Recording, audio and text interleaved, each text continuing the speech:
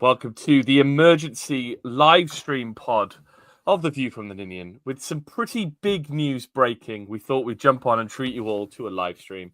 I can see people joining now. We'll give everyone a minute to get on board. Look at the numbers are racking up in the top left corner there. It's such an emergency that Tom Phillips hasn't shaved. And people would maybe say that he's trying to be me. What do you say to that, Tom? I could never be you. I'd love to be you, but it's not going to happen. I just didn't expect it to be a podcast. I thought it'd be fun to try and grow a moustache over the next few days because I'm off work, and it's backfired. So there we go. Ben, you've gone full beard, but you're also change your background because you're not in your usual streaming situation, and you're sat on the floor. Yeah, I'm on the floor at the in-laws' house, just outside of Brecon in a farmhouse. So if the Wi-Fi is dodgy, it's because it is 1936 here.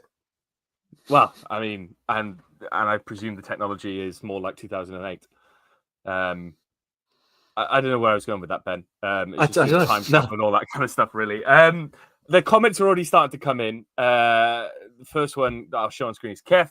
We might be back, boys. And that's because the big news today from the world of Cardiff City is something that none of us expected, but sort of also hoped for. Omar Riza has been removed as first team manager and has been replaced by Aaron Ramsey, Joe Rolls, Chris Gunter. All the boys are back. Ben, it struck us by surprise, didn't it?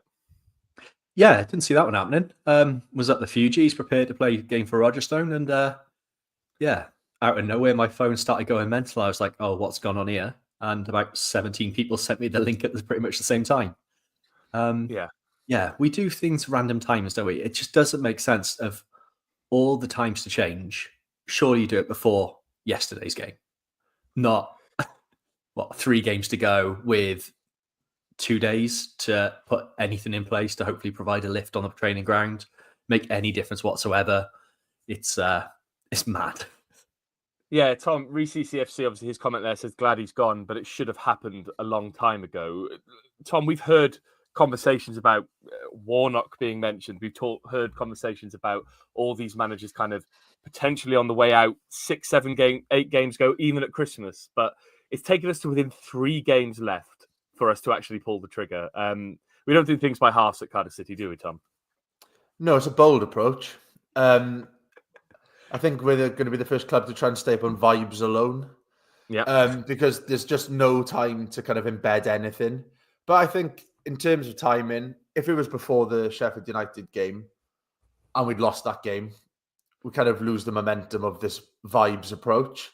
So I don't know, perhaps it'll benefit us it only being those 3 games now, just to really kind of the classic 3 cup finals, 3 winnable games as well. So it's not too bad a run in for the vibes lads. So we'll see what happens really. But yeah, it's much, much too late. But I think we've got to kind of forget about that, try and be positive. And I think that's the thing that's going to come off the back of this. It's gone from potentially one of the most toxic atmospheres we would have ever seen at the CCS to one of the most positives overnight. So I'm not going to go as far as say it's a stroke of genius because I don't think it is. But I think it's the best possible thing that could have happened over the last couple of days. Sam in the comments says Ben's laughter behind me yesterday kept me sane. Well, I'm glad I could keep you sane because I was going slowly insane watching yesterday's game at Sheffield. Ben, let's talk about Sheffield because obviously yesterday's atmosphere has probably led to this decision happening. Do you think it's the sign of a healthy football club where a manager is having to issue a grovelling apology to the fans just before the game starts? Yeah, it's perfectly normal, isn't it? I think so. I was just checking if you thought so. Yeah, I think nothing wrong with that at all. If you're looking at that thinking there's problems within the club, I think you're the problem. Okay. I think, you, if anything, do you know what I'd say? You're clueless. Ah, yes, that famous word that Omar Riza uttered in his press conference this week. Tom, it really was his kind of signing of his own death warrant, wasn't it?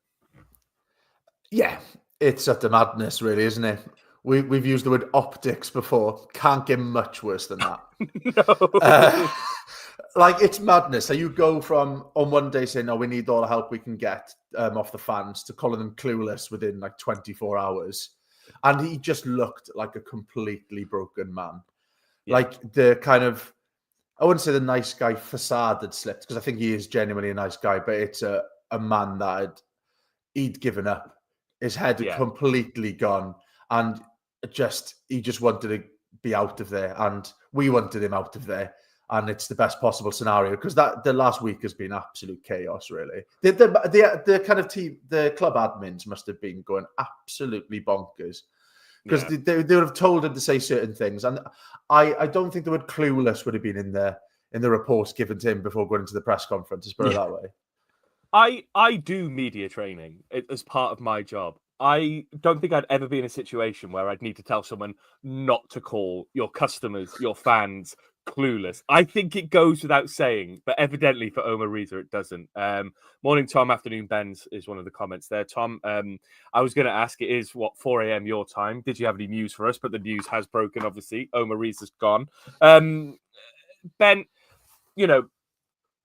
yesterday felt really toxic, didn't it? If you were watching that game on TV, you probably heard the chants. In the away end, it felt really toxic. There was no way he could have survived it, really, was there?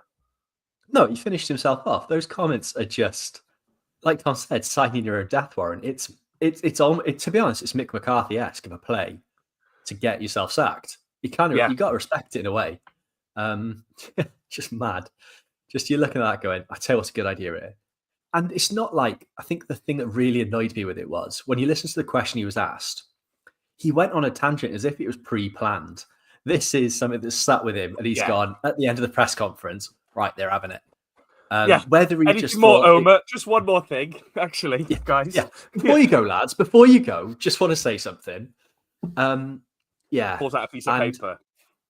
Just want to read this statement, and somewhere the press guys' heads were in their hands, going, "Oh dear God, oh dear God, oh dear God." Yeah. Like you said, it's like basic media training is just don't call your fans clueless, especially when they've been very, very. I think you put the tweet out, Ben, said about the fans have been very patient with him. The fans could have turned a long time ago. A lot of managers have turned for a lot less.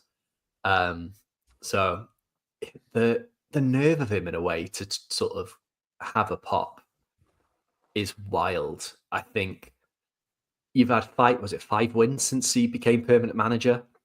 You can't be having a pop and sort of having a dig at fans for being sort of frustrated. It's just on your own. You've got to accept the blame on this. You were big enough to take the job. You were there fist pumping the crowd when it was going well and sort of trying to get it all going. I fully respect you for that. You did a good job. Yeah, messaging people on Instagram, which is just, again, you've got to feel sorry for the media team with that, haven't you? Yeah. What's he actually saying in those messages? Let's have a look, shall we? I think when I put that tweet out, I thought in particular, it's like the match going fans, and I think yesterday, I was talking about it with Lee, who was at the game. I was at the game with, and a few others. It's like when you go to an away game, they are your hardcore fans. They're the ones who give you the most benefit of the doubt because they go into those games either way. They're committed. You speak to fans who've been on buses since 6 a.m. to get to a 3 p.m. kickoff, or they've taken the day off work to be on a bus to come to watch and play Preston. And if you lose those fans, then you really don't have much left because they're the ones who would normally stick by you through thick and thin. From the first moment when the fans got into the ground yesterday, there were chants about being clueless. And obviously when we went 2-0 down, it was just like the gates had been unleashed. It was like, okay, now we're going to give him everything we've got in terms of the clueless Arsenal. You're like Omar Riza, fucking clueless, fucking clueless, Omar Riza's clueless army. There was a whole array of chants. Yeah, there was a moment, and I think, we'll talk about his post-match interview as well. There was a moment yesterday, Tom, where he kind of looked over at the away end and he just looked defeated. And it felt like there was no coming back from there, wasn't there? To be honest, I think it's a clever ploy. We've been crying out for new chants for ages. Yeah. It's an odd way to go about it, but it worked. But in terms of that kind of looking at the fans, as a manager, he's always looked slightly uncomfortable, kind of glancing up at the clock more than other managers would. And he just comes across a bit more as a fan sometimes than he does like a proper football manager. And I think you can see that in his press conferences and stuff. And it just points to the fact that he was out of his depth. He's been out of his depth since the outset, really. We've got a couple of good results. Yeah, we've got a couple of good results, again, on vibes alone, when his tactics were kind of weren't there, but the players had his back in. And then the players haven't had his back in for a long time, and he's been found out. And look, I think there's still a lot of fans, despite his comments, who feel sorry for him. Because I do feel sorry for him. He's had a tough year as well. But he's just not a championship manager. And if he carried on for another 3 games, he was guaranteed not to be a championship manager. He would have been a League One manager. So I think, look, we've pulled the pin a little bit too late on this, but pulling the pin is definitely the right approach. And he can go and get some much earned sleep now and try and get. Because if you look at the picture of him when he started to now, he looks like all colours drained from his face. He looks tired. He looks dishevelled, and the club shop attire is looking even worse on him. So I think he needs a break from this now, because we need a break from his football as well. If you are watching on YouTube, if you're watching on Twitter, if you're watching on YouTube, please like and subscribe. Get the comments in, like Jim Swidenbank here, who says 100% down with Riza, but feel like we have a fighting chance now. Little managerial experience on the coaching team, but a group who fully understand the club. Hope it pays off. Nothing to lose now. Ben, let's talk about the new management team. It's a bold play, but they're players and they're people who truly understand the football club, aren't they? You've got the current captain, Joe Rolls. You've got the club captain, if you will, Aaron Ramsey, and you've got Chris Gunter coming back in, who obviously knows the club from being here as a youth team player. It's something to get a little bit excited about, isn't it, Ben? Yeah, you read it, it was like the press, like the article, like the press release was, oh, like proper. You're suddenly going, yeah, I'm in on this. I'm in. Yeah, all in. I think the only person missing from that is Joe Ledley, and I think they've absolutely nailed it. Don't care if we go down. If we go down, at least we're going to go down having a good time. It's a bold choice, but realistically, what else could they do? Chris Gunter literally works downstairs, and then Ramsey and Rolls are in the office anyway, so they can't literally employed by the club. It's quite impressive, really. I bet they have to couch it by saying, sorry, Rambo, the premium vodka brand will have to go on hold for a little bit. We need you at the club. Oh, no, but think about it. That's actually a marketing genius play. Yeah. If they stay up, think about how much they're going to shift in the parties afterwards. Well, I'll be buying a bottle if we stay up. Big question for you, Tom. James has asked, have you had an Easter egg yet? I haven't. That's a very good point, actually. It was a 4:15 in the morning. One then. Yeah, I thought you were reaching for one as well. I did have a glance, but I hadn't hidden any down in the basement. And but there we go. But yeah, it's a funny approach. Sorry, like what you're saying, like it does feel like they've just gone around in the office and pointed at people. It's like, do you want to do it? Do you want to do it? Do you want to do it? And then when you see the Cardiff names coming out, we're just short of the ghost of Fred Keno being on the backroom staff as well, I think. They're just trying anything just to try and pull us out of this. Stephen Will says, evening, morning, lads. Another normal day of Cardiffing. It's very true. It is another normal day here. Tom, question for you. Aaron Ramsey has already spoken to the press this afternoon, spoken to the Cardiff City website. He said, we've still got a lot of football to play starting on Monday. Do we have a lot of football to play? No, that's the one thing we don't have. I don't want to get, I don't want to get on the manager's back straight away, but we've got approximately 270 minutes, which, is not... Maybe 300 if we round up with added time. Oh, that's a good point. That changes things. That's true. When's this shift into a lot of football? Maybe the 300-minute mark, so perhaps we have. No, but I know what he's trying to say. There's still time to rescue this, just about. But I think the short amount of time will actually work in our favour here. Because it focuses the mind, doesn't it? Yeah, well, we haven't got that much time to pick holes in tactics and the fact that none of them are actual managers and things like that. We'll still be kind of in the honeymoon period a little bit. But I know what he's getting at. But there's football to be played, and there's football to be played that can turn our season around. So, yeah, hopefully we can do that. Joshua Watson says, wheeling and dealing guests. He's already been in Riza's DMs trying to get him an interview slot with us today. Let's go back to this question. Ben, 3 games left. Oxford and West Brom at home. Norwich away. Which of the remaining 3 matches can we win? Give us your bold prediction now, Ben. Gut feeling. Realistically, looking at Norwich against Portsmouth, yeah, they're winnable. West Brom have got nothing to play for, and Oxford, I think, now are just on the beach. So hopefully, yeah. Also, shout out to Sfeel. I didn't realize Pokemon was a Cardiff City fan, so that's great. It's great to see. Let's talk about the next three games then in a bit more detail. Obviously, we'll come back to Omar Riza towards the end, but we've got these three games to play. Aaron Ramsey's got effectively Easter Sunday to prepare for probably the biggest and the first and the biggest managerial game of his career coming up with Oxford on Monday. Ben, if you look at how we played yesterday to what he needs to do, what are the basics that he needs to do for that team on Monday? Is it simply get them shooting? Is it simply learning how to run with the ball further than 40 yards before turning back? What does he need to do, Ben? I don't know, but whatever he does, it'll make what Jesus did on this day even less impressive. We're in trouble, and I don't know where you start with it, especially when you've only got 3 games to go. I think realistically, just get a shot off is the main one. You sort of look at Alves' chance, why he decided to stop and not just have a go.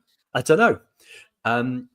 It's the basics, isn't it? I think it's just take it back to basics and just go from that. It's just, I think it's not going to be fancy gegenpress or sort of rock and roll football or whatever. It is going to be back to basics for a solid back 4-4 fucking 2. I'm all for it because that was what it was against Sheffield United, and in the first half I didn't think it was that bad. No, it wasn't great, but I didn't think it was that bad. And then for some reason the Tinker Man decided to tinker with it when it was going all right. I admit Tanner didn't exactly have the best game, but I'd have given it 15 more minutes before he making those changes. He just take it back to basics and start making 28 changes. What I will say in Ollie Tanner's defence is that he did spend most of the first half, him and Rinamotta, trying to tell Omar Riza something. I don't know what it was, but they were very animated and kept going over to him saying, you need to change this or you need something. And Riza simply didn't want to do that. So maybe he just took him off because he was annoying him. It's really hard to say. Tom, what would you like to see? What do you want to see on Monday? Is it just the basics done right? Or will Ramsey even have enough time to impart anything bigger on them? We just need to go for it. We can't be conservative now. I think we've tried to be conservative over the last few games and it hasn't really worked. And Ben's right, we weren't that bad in that game. If the situation was different, we'd say it was a half decent performance, but we're at the stage of the season now where we need to win games. We need to get points. And where we have got strengths in our squad is attacking players. So we need to change it to try and bring the most out of them because we just haven't seen it. And we're joking about it being vibes, but with a decent crowd there, with a decent atmosphere, it can make a difference. So if you have got a bit of attacking football, then who knows what could happen. We haven't played well that many times this year, but we have battered teams like Plymouth, when we've played well, when we've got the ball forward. And Oxford's an opportunity to do just that again. So I think we need to get our good attacking players on the ball and just be on the front foot from the outset and not trying to just absorb pressure, especially from a team like Oxford, who have had a couple of decent runs this season, but they are not much better than us. Well, they're worse than us on paper. It's just that we've been pretty shit on grass. They're worse than us on paper because half their team are former players that we didn't want anymore. So in theory, they're worse than us on paper. But they gave Leeds a decent enough game yesterday. Carl asks, if Ramsey and Rolls keep us up, how many years contract is Tan giving them as managers? Ben, is it any more than 1? Because we know that he doesn't like to give too many years. I can't see a manager at Cardiff City getting more than the 1-year deal between now and whenever Vincent Tan fucks off. It is 1 year rolling deals constantly. Lewis John says, lads, as someone who solely listens on Spotify, your faces always throw me when I see them. That's quite a nice little confidence boost, probably because you've got a mustache, Tom. Reese Lasky says, play Ashford and the youngsters that actually care about the club. That's what I do. Sam says, the perfect weekend for a resurrection. Lee Griffith says, what do you think the new management team will do to ensure we are more lively going forward and ultimately score some goals? Ben, is it now shit or bust? Play all the attacking players and just see what happens. It's got to be, innit? What else can you do? We can't defend. Yeah. We showed that against Sheffield United. We're shit at defending. Let's just fucking just go for it. Enjoy it. If we're going to go down, let's go down swinging, not just sort of trying to cling on. And I think that's what I think it's what you've got to do. There's enough players there. You look at that attacking talent, just get a bit more confidence back in Salek. We've broken him already. It is mental, isn't it? He looked so in form when he first came in, and it took a couple of months, and we've just destroyed him. It's mad. But yeah, just go for it now, innit? Go for it, have fun. And if we lose, I'd rather lose 3-0 to Oxford, but having a go, than sort of losing to a 1-0 scrappy goal.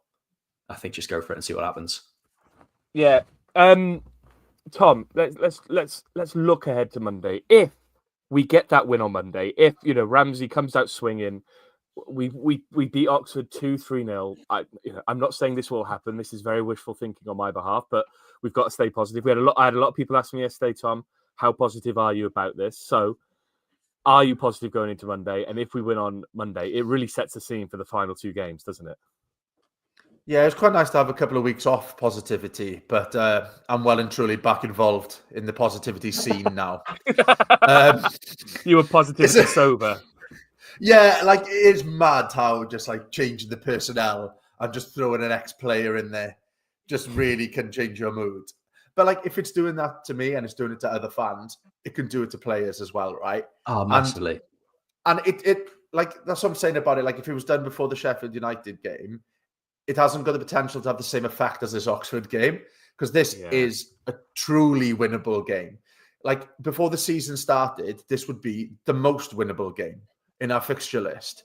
So in terms of, yes, it's the biggest game that Aaron Ramsey might ever manage in his life, but it's also a winnable one too. And like, I'm excited for it now. And I don't think I'm the only one.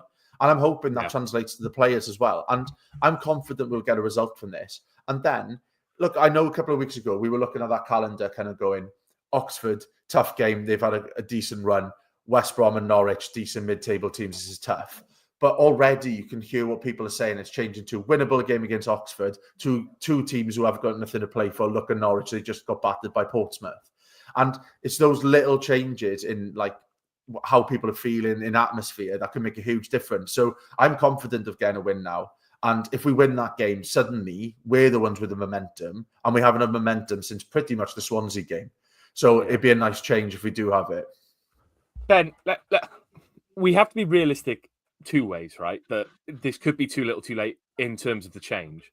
But if you look at the table, there are still 2 teams outside the relegation, only 3 points ahead of us. If we win and beat Oxford on Monday, they're only 3 points ahead of us despite being on 48 points.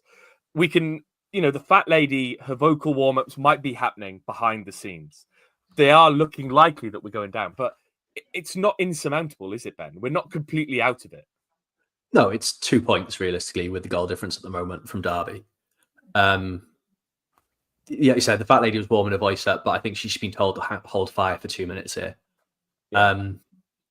It does feel like Monday is make or break. A win there, we've got every chance. And the belief in the players, suddenly the momentum swings our way, and it will be a hit to the other teams as well. Even if Derby and Hull picked up points, seeing us win would put the shitters up them. And that's what you need a bit at the moment, because I think at the moment, Hull and Derby, they feel, despite being only a point ahead or 2 points ahead in Hull's case, like they still feel a bit comfortable. They sort of look at Cardiff going, it's fine, they're not going to pick up a point. Luton aren't looking great, and I'd say I think Plymouth, they get relegated on Monday, don't they, if they don't win? So something like that, yeah. I was with a couple of Plymouth fans today, and they were pretty sure they're done. Yeah, so it's just that little swing of momentum, and 3 games to go, just that little swing that way, we've got a chance. I'm not getting carried away. I'm not full on optimism like Tom yet, but suddenly it's got interesting. Someone has said, is Empoli more likely to stay in the league, or is Cardiff City more likely to stay? I don't know what Empoli are in the league. I wish I could answer that question, but I can't. Maybe I'll do some quick research while we're waiting for, I don't know, the next 5 minutes or so. Kumas the Blaster says it all started going downhill when he stopped wearing club merchandise from head to toe. Keep comments coming in. Like and subscribe if you watch on YouTube. Tom, we kind of touched upon it earlier, but let's talk about Omar Riza a little bit more. Yesterday felt like a very undignified way for him to end his reign at Cardiff City.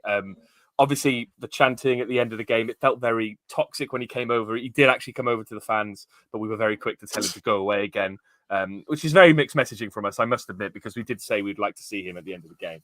And then after the game, Tom, he gave that kind of interview where, for a loss of a better word, he kind of snapped back at a journalist about whether, football is a simple game, score more than the opposition. How are you going to do that? And Omar Riza didn't really like that line of questioning. it didn't need to end this way, Tom, but it felt like it was always going to end this way because he's just looked under pressure, hasn't he, for so long? Yeah, and he's kind of tarnished his reputation as a person rather than a manager over the last week or so. And I think that's the sad thing about it. I think, say he'd left a couple of weeks ago, it would have just been he's out of his depth, wish him all the best. Yeah. There'll be a certain section of the fan base now who are going, good riddance to him. He turned on us. What was that about? And just the way that he dealt with the journalists as well, it wasn't an outrageous question. It was far from it. He tried to do the whole clever response to the media that the likes of Pep will do, but he hasn't got it about him. He's not a savvy enough manager to try to pull it off. It actually just came across as desperate, and actually came across as he was genuinely asking advice of a BBC journalist of how he could sort it out. And it's just, I think that was the problem. It's just he's not quite good enough to pull most of these things off, whether it's on the pitch, off the pitch. And he's just not, it doesn't feel like he's cut out for it. And that's why I feel bad for him. It's not through lack of trying. If anything, he tried too hard at times. And it's just it's interesting because like you were saying, we wanted him to kind of come over to the fans. And it just felt like the fans wanted to, rather than see him coming over to them, rather see him in the car park by the end of it, by the way he was just calling people out. And it is a sad, sorry way for it to finish. But and I don't think he'll ever be welcomed back with the club. He's never going to be walking around the pitch getting a clap with former players and managers, let's put it that way. I think Sam Street from who's a journalist wrote on Twitter yesterday. You have to be a really bright and you have to be really, really bright to try and control and interview pure Irishness.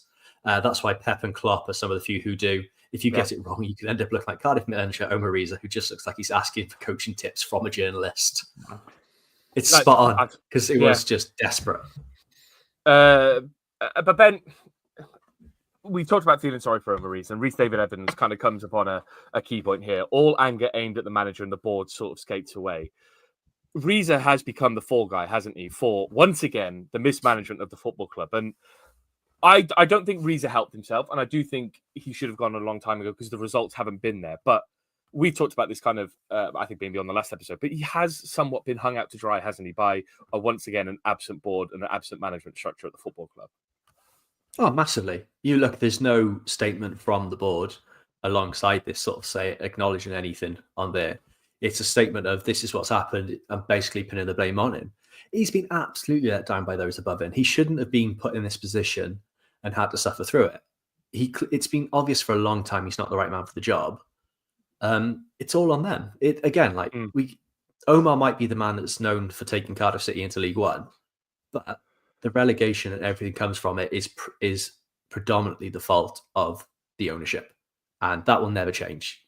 I don't think there's not many fans that are squarely blaming the Omar Riza. He was given a job. He's never going to get a job like that again. I think he knew that. That's why he tried to ride out as long as possible. Yeah, and he had to take the opportunity when it was presented to him, right? So it's not on him. No.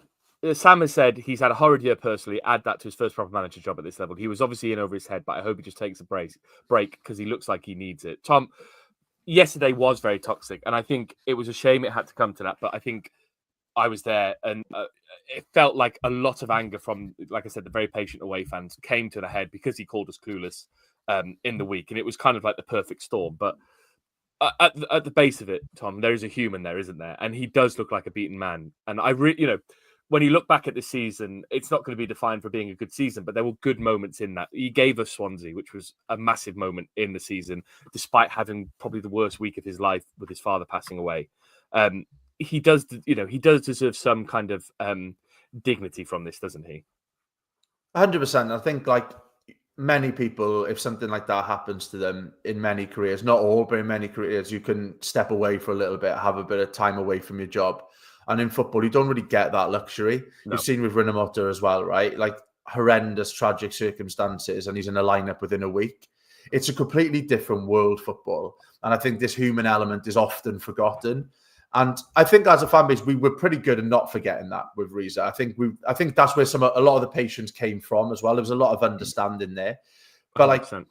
As much as we wanted him out, we showing we weren't happy with the situation.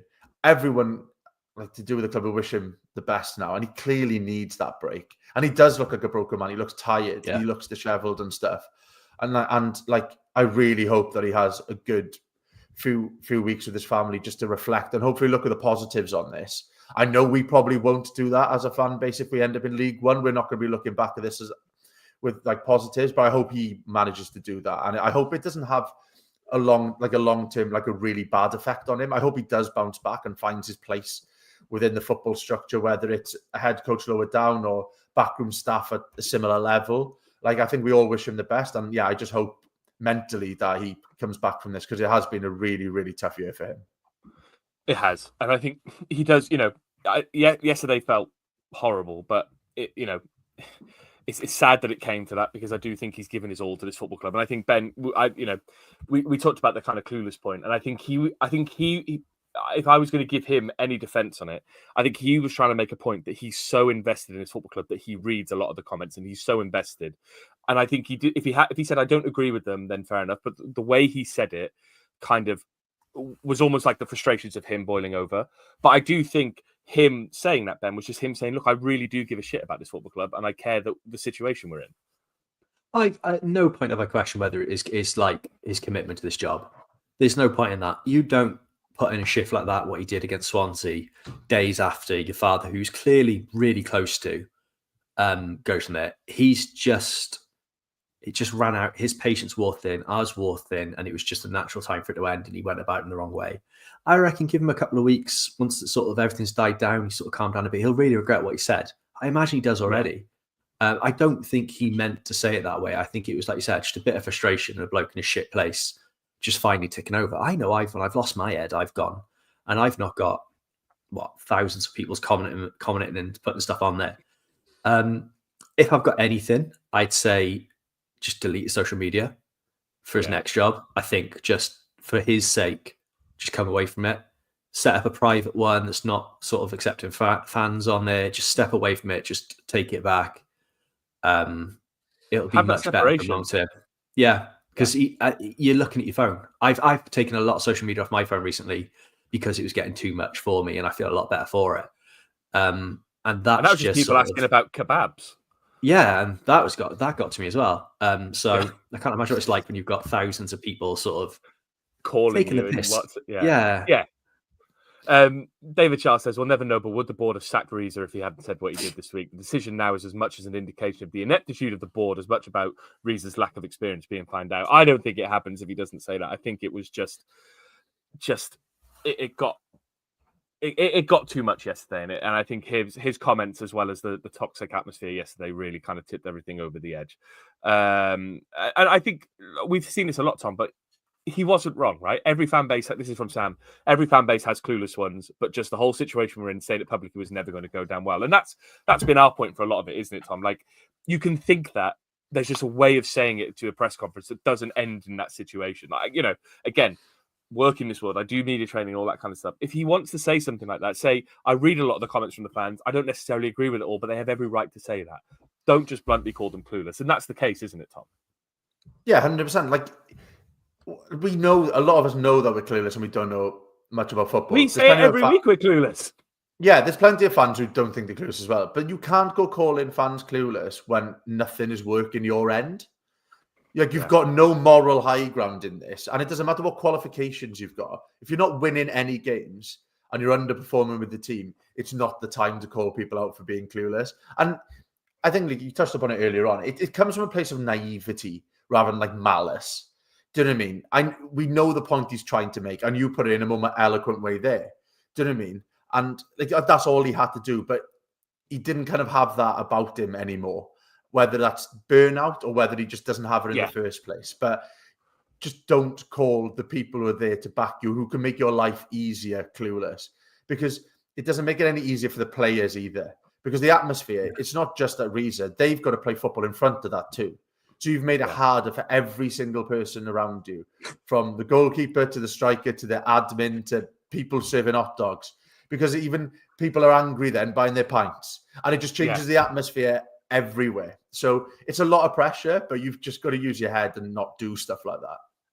Brisk change of pace. Lots of comments on the mustache. Daniel says Tom growing his mustache just as a fully stashed Rambo gets appointed as our manager. Maybe he knows what's going on before we do. The video of Rambo on the Cardiff City Twitter is a bit more bearded, so maybe the mustache is going. And Reece Jenkins, friend of the pod, says, "What on earth is that mustache, Phillips?"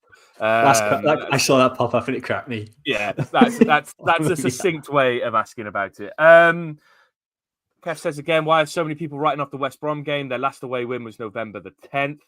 And there was one more comment here. This is one from Daniel. Hoping that Ramsey can pass on some of that winning mentality in the last 3 games. The players have talent. And just like when Bullet left, they may step it up now as they have another excuse. Rhys David Evans says, surely the protest plan for Oxford have to be scrapped now to give our undivided support for Rambo. Then let's talk about the Oxford game briefly before we head off. We'll be here for another sort of 5 minutes or so until about 7:45 before we all got to go off for our tea and Tom could go back to bed. Monday had the kind of makings, Ben, of being the most toxic game you've probably ever seen at the Cardiff City Stadium. But there was a comment, and I can't find it at the moment. I'll try and flash it up on the screen if I can. But it just kind of disappointment brings a bit of the buzz back, doesn't it, Ben? This is it. Sorry, from Jack. It says, if we could take anything from this manner of change, is that there was a little bit of a buzz back for the game on Monday. I am cock-a-hoop for the game on Monday. My gut instinct this morning, I woke up after yesterday, I was so depressed this morning. When I saw that Ramsey was back, there was just a pang of excitement there, wasn't there? And Ben, that's going to feed through surely to the crowd and the players going into Monday's game. Yeah, suddenly you're excited again. Suddenly that little just, I got to sort of thinking about it and was like, I'm back in Brecon this weekend for Easter. Can I be asked to bomb back at the A470 to, am I still here? You're still here, Ben. Carry on. Sorry, it dropped out for me. Yeah, I'm back in Brecon. I can't be out. Like, I was thinking I'm not going back for the Oxford game. I just can't be bothered. I'll watch it on TV or whatever. But suddenly I'm going, I'm back in Cardiff on Monday then. Yeah. The Prince of Wales, I don't think it's really him, but we'll carry on. Realistically, I reckon we can get 5 points from the last 3 games instead of 0 points. Would this be enough for us to stay up? Tom, the positivity's back. As I said, people were asking me at the game yesterday, how have we broken Tom Phillips? He's back. Well, what do you think? Last 3 games, can we get those 5 points? Well, like you said earlier, we can get 9. I don't think we will get 9, but we can get 5. Yeah, I think we've got a decent run in now. It's the best we can hope for, right? It's one of the worst teams in the league on paper and 2 teams who've got nothing to play for. One of them who hasn't won an away game in God knows how long, and one of them will get absolutely smacked at home and can't hold on to a lead. Like, it's there for us now. We can't ask for better games. If there's ever going to be a chance of us pulling us out of this, it's this run-in of games. So we've got to be positive about it. And yeah, it's a bit fickle, but all we've got now is this kind of positive vibe. We don't know what this type of managerial team has. We don't know what their tactics are, but the opposition don't either. And it could go either way. It could be an absolute catastrophe and it doesn't work on the pitch. They don't know what they're doing. Or, it could shock everyone and we could win a few games. And we've got to be in that camp where we think we're going to win a couple of games. So, yeah, we can get 5 points. We can get more than 5 points. And I think there'll be a lot of us going into the ground on Monday thinking that we're going to get something from it, which wasn't the case a week ago. Ben, does Aaron Ramsey's injury record worry you? Lee, who I was at the game with yesterday, messaged me today and said, could Aaron Ramsey be the first manager to do his ACL by shouting? Does that worry you? His hamstrings are what terrify me. Just sort of that little, we scored an unexpected goal, that quick twist, and he's out for another 6 months.